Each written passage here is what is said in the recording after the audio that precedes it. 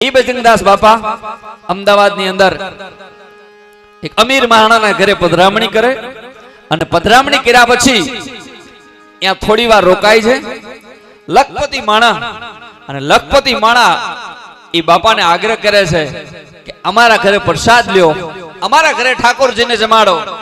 બજરંગદાસ બાપા ના પાડે છે કે નહીં વાલા, મારે પ્રસાદ નથી લેવો. અરે બાપજી, આપ અમારા ઘરે પધાર્યા છો, અમારો ભાવ છે, અમારો અંતરનો બહુ ભડકો છે કે આપ અમારા ઘરે પધાર્યા, પ્રસાદ લ્યો. કે ના વાલા, મારે પ્રસાદ નથી લેવો.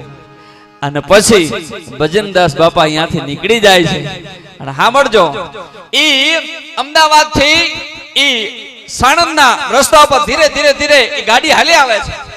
અને આવતા આવતા આવતા વચ્ચે રસ્તાની વચ્ચે ઈ બજરંગદાસ બાપા એક દ્રશ્ય જોવે છે. શું જોવે છે કે ગામડાની બહેનો લાકડાના ભારા કાપી અને માથા ઉપર લઈ અને ધીરે ધીરે ધીરે ઈ રોડની સાઈડમાં હાલ્યા આવે છે.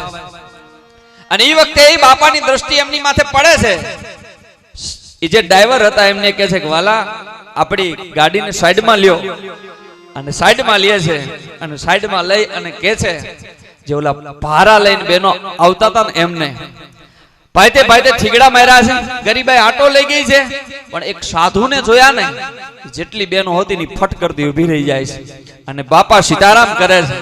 અને સીતારામ કર્યા પછી બજરંગદાસ બાપા એમ કે છે કે માતાઓ, મને ભૂખ લાગી છે, કાંઈક હોય તો આપશો, અને કાંઈ ન હોય તો તમારી પાસે જે પણ રૂપિયા કે કાંઈ હોય તો આપશો.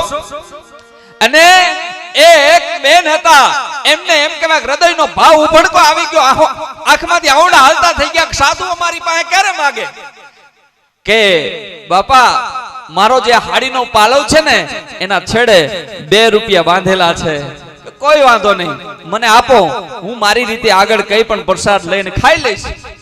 ઈ બેને માથા ઉપરથી ભાડાનો ઘા કર્યો, પાલવના છેડે બાંધેલા 2 રૂપિયા. ઈ વખતના 2 રૂપિયા આજના 2 રૂપિયા કેવા હોય તો કહી શકાય. ઈ 2 રૂપિયા ઈ પાલવના છેડેથી છોડી અને બજરંગદાસ બાપાને આપ્યા. અને પછી ઈ લઈ અને ત્યાંથી ગાડી નીકળી જાય છે.